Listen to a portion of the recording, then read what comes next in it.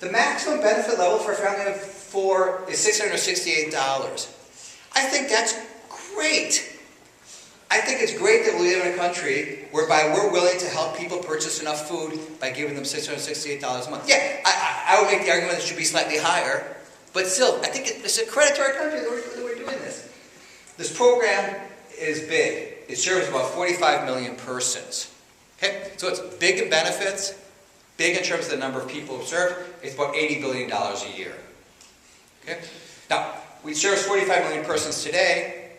During good economic times, it's serving about 30 million. But recognize that when the economy goes down, more and more people enter into this program. Okay, so it's a great program. Yes, oh, I'm sorry. They told me to wait for the microphone so everybody can hear your question. We can collect a few questions. Okay, sure. What is the extent of damage, according to you, that the 1% decrease, which is in the Farm Bill, is going to cause? Okay.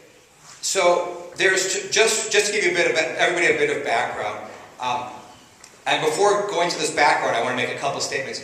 Our fight to end hunger generally has been bipartisan. You speak to people in D.C. who are really voluntary. The Republicans have done some stuff to hurt SNAP. The Democrats have done a lot of stuff to hurt SNAP. And so generally, bipartisan support has been doing this. And I want to, bipartisan support in terms of promoting anti-hunger, bipartisan support in getting against things that address hunger. The reason I'm going to say that is for what I'm about to say now is there's 2 recent cutbacks to SNAP. The first one is that under ARRA, there was a large increase in food stamp benefits that took place in 2008. And then, over time, these were supposed to be diminished as inflation caught up to the thing by 2015. The Obama administration chose to take money away from SNAP and give it to other things. They made a conscious decision to do this. Therefore, in 2013, the benefits fell. And so that was, I mean, somebody could make the argument that these other things were good too, but they took money away from SNAP.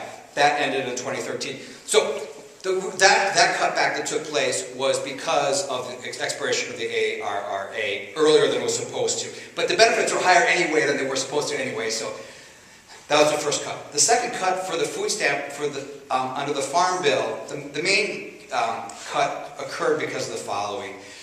There was some gamesmanship. So the main cut that took place is as follows, is that the way the program was structured is people could become eligible for SNAP or they could and have a positive benefit levels if they were part of this low-income heating, energy, and assistance program. And what states started to do is they would give people literally 10 cents in benefits, which would make them eligible for SNAP. So they would give them 10 cents in this LIHEAP program. That would make them eligible for SNAP. And then they would get the benefits. That's great. People are coming into the program. But then Congress said, well, this seems like states should be putting in more than 10 cents in order to get somebody eligible for SNAP. So under the Farm Bill is that it was changed such that now states, if somebody's going to be automatically enrolled in SNAP, is that it has to be $20. The state has to. So the state has to give a reasonable amount to people, then they can. Congress, the projections I've seen is that because of this change, a lot of states won't give more money in LIHEAP, which means these people who would have been eligible for SNAP no longer are, and that's the main cutback. And they estimate that, I was just at a conference in Houston last week where there was a discussion about this, probably about 800,000 people, about 800,000 fewer people were receiving SNAP because of this rule change. Does that answer your question? Yeah. I'm going to talk something, I think there's going to be something more, there's a more serious challenge to SNAP that I'm going to talk about momentarily that I think is more serious than this. You emphasized the maximum benefit for a family of 4, but right below that, the bullet point says that the average benefit is $288. Right. Is that the mean or the median? And also, I have to say this, which is that if the food stamp program was really just about feeding people, it wouldn't be in the Farm Bill. And the trade-offs between big ag and people that want to actually feed people is pretty obscene in my view. So, thanks. I think I take a different perspective. I think big ag actually has been helpful in a lot of these areas. But that's bad. But right, there's a long history for why food assistance is in the USDA's budget rather than HHS. Most of our other welfare programs in the United States are in HHS. No, you're right, and it was for. Oh, that's the average benefit level. So the way SNAP works is it's not a lump sum. Is that if you get SNAP, you don't get a set amount. It's inversely related to income. Right. So as your income gets closer to the eligibility cutoff, is you get less benefits, you get more benefits. So as your income is falling. Okay. So here's the eligibility criteria. You have the gross income test. Gross monthly income is less than 130% of the poverty line. In Illinois, for a family of four, it's approximately $30,000 is the cutoff to be eligible for SNAP. It's higher in some states. Like I was in Nevada, 2 weeks ago I was in Nevada speaking at the 3 Square Food Bank on a panel they were having on SNAP. And Nevada has a cutoff of 200%. So you have a lot of states which have substantially higher cutoffs than Illinois. So I mean, I'd like to see Illinois increase that. There's also the net income test, which is your net monthly income after various deductions. That has to be less than the poverty line. So even if a state has, they want to make some changes to the computer right now. I think we can ask them to wait. So here is the net income test. So even if you have the higher gross income test, you still have to pass the net income test. Okay, so that's the way it works. And there's also an asset test. It has to be less than $2,000. This is waived in most states, including, I believe, Illinois. I think, does Illinois, yeah, Ellen Dunn is nodding. In Illinois, it's waived. So,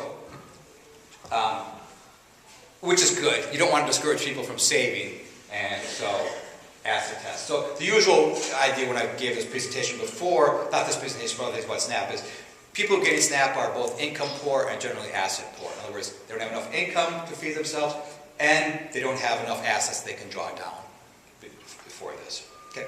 Why do people not participate? The first reason is stigma. Okay? You know, America is a wonderful place. We've got a lot of really neat people doing a lot of really neat things. When I'm in line and the person in front of me and I happen to see that they're paying with Link cards, which is our SNAP benefit cards, I'm like, it's great to live in a country where we're helping out people who are poor here. It makes me feel really good. Other people, though, have the exact opposite reaction. Oh, why is that person using SNAP benefits? They're looking carefully at what they're purchasing. Oh, they're purchasing Gatorade. I don't think they should be allowed to do that. Or they're purchasing some meat. I don't think they should be allowed to do that.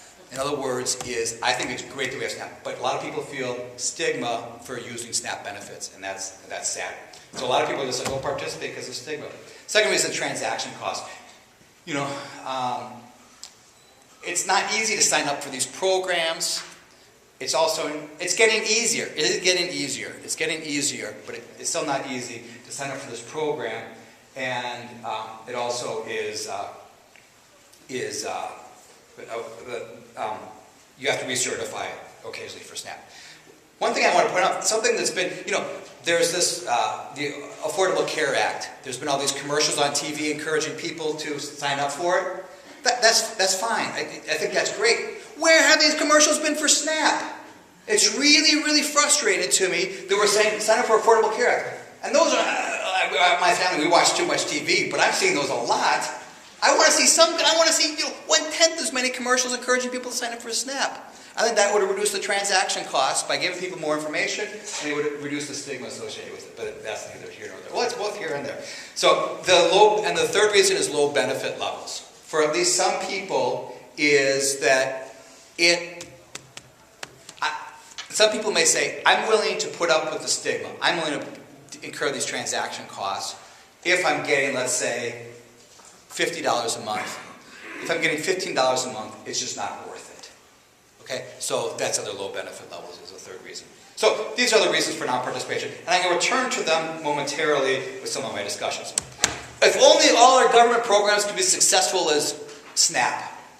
This is a recent study by Brent Kreider, who's at Iowa State, John Pepper, who's at University of Virginia, Dean Jolliffe, who's at the World Bank, and myself, came out in the Journal of the American Statistical Association.